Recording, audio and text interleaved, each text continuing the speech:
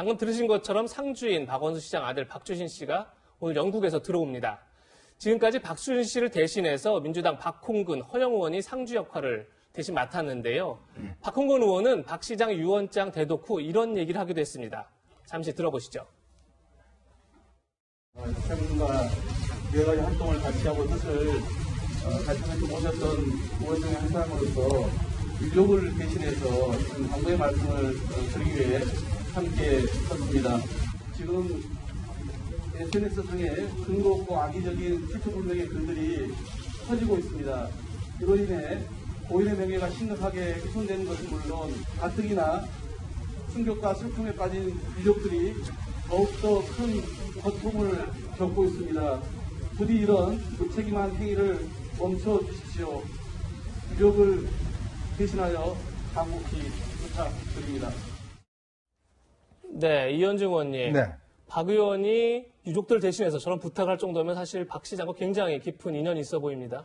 그렇습니다. 지금 박 시장 같은 경우는 사실은 그동안 정치적으로는 그렇게 많은 인맥을 거르지 못했어요. 시민운동을 주로 하셨다 보니까. 예. 시민운동을 함께 하셨던 분들은 많은데 사실은 이제 민주당 내에 이제 어떤 계보라 할 만큼의 어떤 의원들은 많이 없었거든요. 예. 그렇지만 이제 지난 때 이제 임종석 전 비서실장을 이제 정무부시장이라든지 또 다른 어떤 박홍근 의원이나 기동민 의원이라든지 뭐 이런 분들은 이제 서울시에 근무를 하게 되면서 네. 자연스럽게 특히 21대 지금 국회 같은 경우는 아마 이제 박원순계라고 할 수 있는 의원들이 한 17분 정도 지금 이제 활동을 하고 있습니다.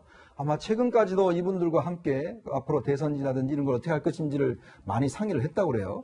그래서 지금 박홍근 의원이 지금 사실은 박주신 씨를 대신해서 상주로 이제 역할을 하면서 예. 왜냐하면 이게 이제 박 시장께서 돌아가시면서 이 사망한 여러 가지 어떤 이유와 근거를 놓고서 사실은 이제 여러 가지 논란이 있지 않습니까? 이제 그렇다 보니 이 확인할 수 없는 여러 가지 내용들이 사실 인터넷 공간에서 많이 떠돌다 있으니까 예. 이 유족들 입장에서는 정말 가슴이 너무 아픈 그런 상황이죠. 예. 그래서 이제 그 부분들에 대해서 이제 자제를 요청했고 또 지금 서울경찰청 같은 경우도 지금 뭐 고소인에 대한 이제 제2차 피해라든지 여러 가지 어떤 이 고인의 어떤과 또 피해자와 관련된 여러 가지 인신 공격성 이야기라든지 이런 것들을 지금 적극적으로 단속을 하고 있다고 합니다. 예. 어쨌거나 지금 박원 시장은 이제 5일장을 치러져서 월요일 날 이제 발인이 있는데요. 그때까지만이라도 정말 고인을 추모할 수 있는 분위기가 형성되었으면 하는 바람입니다. 예. 변호사님, 앞서 보신 것처럼 정치권의 조문 행렬이 이어지고 있는데 어제는 노영민 비서실장이 찾아서 문재인 대통령이 상당한 충격을 받았다 이런 말을 전해왔는데 고인과 문 대통령의 인연이 각별했다고요? 지금 문재인 대통령하고 박원순 시장이 연손 12기입니다. 그런데 연손 12기까지만 해도 사법고시 합격자가 많지 않았어요. 예. 당시 150명이었는데 연수원에 입소한 사람은 141명에 불과했거든요. 그러니까 굉장히 2년간의 연수를 받으면서 굉장히 서로 그 정도 되면 끈끈한 거예요. 그렇겠네요. 그 다음에는 한 270명, 그 이후에 이제 계속 300명 유지가 됐거든요. 그리고 나중에 이제 500명, 1000명까지 갔습니다. 그래서 300명 때까지만 해도 연수원 동기끼리 그래도 끈끈했는데 141명 정도 되면 엄청나게 끈끈하다고 볼 수 있고, 예. 그 사실 뭐 연수원 졸업한 이후에도 두 분 다 결국 인권운동의 길을 걸었잖아요. 그러니까 어떻게 보면 같이 어떤 진보에 같은 범위에 있었고, 이제 그러다 보니까 같이 의견을 나눌 기회도 많이 있었을 거라고 보고요. 그래서, 정말로 같이 연수원 생활을 했던 어떻게 보면 동기이면서 어떻게 보면 정치의 동기라고 할 수 있지 않겠습니까? 그래서 굉장히 안타까움이 있기 때문에 조화도 보내고, 그 다음에 노영민 비서실장을 통해서 애도 뜻을 표한 것으로 보입니다. 네. 네, 청와대도 여당도 충격이 상당히 큰 그런 상황인데요. 박 시장의 유언장이 공개되기도 했죠. 예, 유언장을 보시면 유언장을 보시면요. 모든 분에게 죄송하다. 내 삶에서 함께 해주신 모든 분들에게 감사드린다. 오직 고통받게 주지 못한 가족에게 내내 미안하다. 화장해서 부모님 산소에 뿌려달라. 모두 안녕. 이렇게 지금 끝을 맺고 있는데요. 네. 최영일 평론가님, 네. 67자로 굉장히 짧은 유서예요. 짧습니다. 예. 짧고 일단 어제 오전에 이 서울시 비서실장이 공개했고 그 옆에 이제 박홍근 의원이 아까 이제 부연 설명을 했는데 예. 공개되면서 아마 서체, 필체만 가지고도 예. 많은 시민분들이 이거는 박 시장의 글이다 알 수 있었을 것이 예. 만나는 시민마다 이렇게 글귀를 써주는 게 박원순 시장의 펜으로 쓴 것 같은데 그렇죠? 취미였습니다. 그래서 필체가 아주 또렷하죠. 음. 그런데 내용은 상당히 간단합니다. 이게 이 실종 상태에서 사망이 확인되던 그제에서 어제로 넘어오던 밤에 여러 가지 이제 보도들이 있었는데 이 현장에서는 어쨌든 유선 나오지 않았다는 게 경찰의 발표였고 예. 그러면 공관이나 이 사무실에도 유선 없었습니까? 경찰이 확인해주지 않았는데 예. 일부 보도만 이 자택의 이 서재에 가족들에게 메모를 남겼다라는 보도가 있었어요. 예. 그런데 어제 이제 저 유서가 남아 있었던 것이고 저 내용은 굉장히 포괄적이죠. 모든 분들에게 사죄드린다. 그리고 함께해준 분들에게는 감사하다. 가족들에게는 내내 고통만 줘서 미안하다. 그리고 마지막에 장례 절차를 본인이 이제 썼습니다. 그렇죠, 예. 화장해서 부모님 산소에 뿌려달라. 그리고 모두 안녕. 아주 짧은데 함축적이거든요. 그래서 이제 이 부분에 대해서 유서를 남겼으니 극단적 선택인 것은 뭐 거의 확인된 상황이고 그래서 경찰도 아까 잠깐 자료가 나왔습니다만 이 뭐 타살 혐의점이 없고 예. 그래서 부검의 필요가 없다고 판단해서 시신을 가족에게 인계를 했고 지금 장례 절차가 이틀째 진행되고 있습니다. 네. 예. 뭐 이현정 의원님 이렇게 유서가 공개가 됐고 또 박원순 전 시장의 그 사망 당일 행적도 이제 속속 공개가 되고 있는데 저희가 화면으로 준비를 했는데 이제 지금 보시는 장면이 박 전 시장이 북촌로 큰 길에서 택시를 잡고 있는 모습이에요. 바로 택시를 타고 이제 와룡공원 쪽으로 향했는데 저희 동아일보 취재진에 따르면 저 택시 운전기사가 박 전 시장에게 더운데 산은 왜 가느냐라고 물었다고 하더라고요. 그러니까 이제 그 서울시장 공간이 이쪽 북촌로 부근에 있습니다. 그 서울시장 공간이 예전에는 이제 은평구에도 이제 공간이 있었는데 이쪽에 이제 한옥집 비슷한 걸 이제 개조를 해서 거기를 이제 지금 공간으로 쓰고 있거든요. 거기 이제 박원 시장이 이제 머물고 있는데 원래 박원 시장은 굉장히 아침에 빨리 움직이십니다. 워낙 이제 하루에 일정이 뭐 많을 때는 10개까지 있을 정도로 굉장히 이제 바쁘게 움직이는 분인데 이날 같은 경우는 유독 이제 아침에 몸이 안 좋다고 해서 아침 본인들 일정을 다 취소를 했어요. 그래서 10시 좀 넘어서 이제 그 집을 나왔다고 하는 겁니다. 예. 그래서 여기 이제 팀 택시를 잡아 타고 여기서 한 뭐 4km 정도 얼마 그 거리에 얼마 멀지 않습니다. 와룡공원이라고 해서 명륜동 그 성균관대 후문 쪽에 있는 이제 와룡공원이라고 있어요. 예.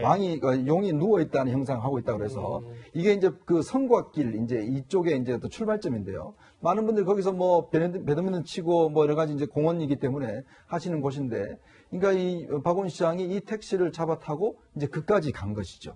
그래서 이제 그 이후에 이제 나중에 이 부근에서 이제 결국 시신이 발견이 됐는데 그러니까 아마 택시 기사도 좀 의아했을 것 같아요. 그때 11시쯤 가까워지면 날씨도 덥고 또 당시 복장을 보면 좀 긴 그 까만색의 등산복을 입고 있지 않습니까? 그렇죠. 그러다 보니까 모자도 푹 눌러 쓰고 아마 시장인지 몰랐던 것 같아요. 마스크 예. 끼고 있기 때문에.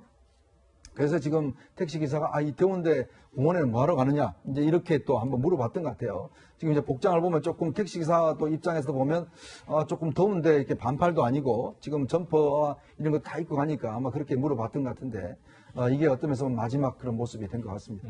예, 평론가는 지금 뭐 현재 서울대병원 그 빈소에는 청와대나 뭐 네. 정부, 여권 인사들은 모두 네네. 찾는 모양새인데 곧 통합당 인사들도 소문을 오겠죠? 예, 내일 가겠다. 내일 혹은 모레 가는 것으로 지금 주호영 원내대표가 이야기를 했습니다. 주호영 원내대표가 굉장히 좀 숙연한 이야기를 했죠. 그러니까 이 사건이 나자마자 사망이 확인되자마자 사실은 엄중한 시국이다.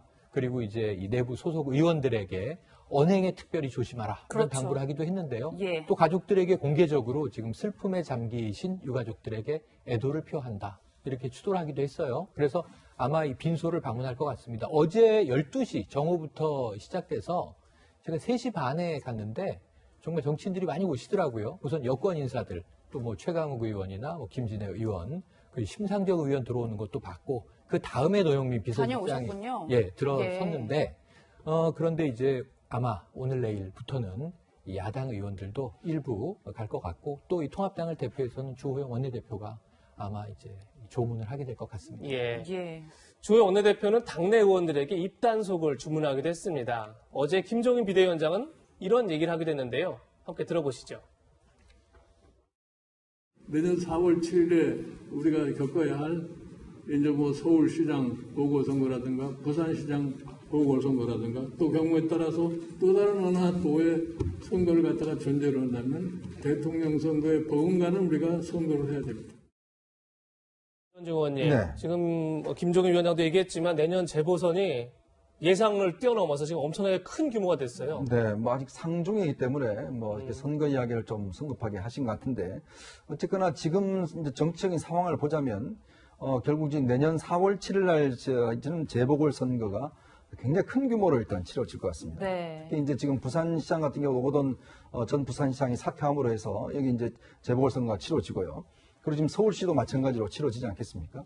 또 여기에 지금 경기도 지금 이재명 지사 같은 경우도 지금 대법원에 판결을 앞두고 있는 상황입니다. 지금 일단 벌금 300만 원에 지금 일단 2심에서 받았는데요. 특히 이제 허위 사실 유포를 해서 문제는 이게 이제 형이 확정이 되면 보통 선거법 위반은 벌금 100만 원 이상이 되면 일단은 이제 직이 상실되거든요. 예. 그래서 지금 본인도 여러 가지 지금 걱정을 많이 하고 있고 또 여기에 김경수 경남지사 같은 경우는 지금 항소심이 진행 중에 있습니다. 예. 또 물론 이제 내년 아마 4월까지 치러지기는 어렵겠지만 지금 이번 총선과 관련해서 총선에서 지금 여러 가지 선거법 위반으로 한 분들이 꽤 많습니다. 네. 이제 그렇다 보니 이게 원래는 선거 1심이 6개월 안에 끝나야 되거든요. 근데 과연 이제 그때까지 끝날 수 있을지는 모르겠습니다만은 이제 그런 부분들이 만약에 내년에 빨리 끝난다고 하면 이제 4월 재보궐선거 치러지고 그러면 지금 서울시가 벌써 인구가 1000만이고 그렇죠. 지금 부산시도 한 300만 넘지 않습니까? 예. 이제 그렇다 보니 이제 내년 4.7 재보궐선거가 정말 소대선과 마찬가지로 또 더군다나 지금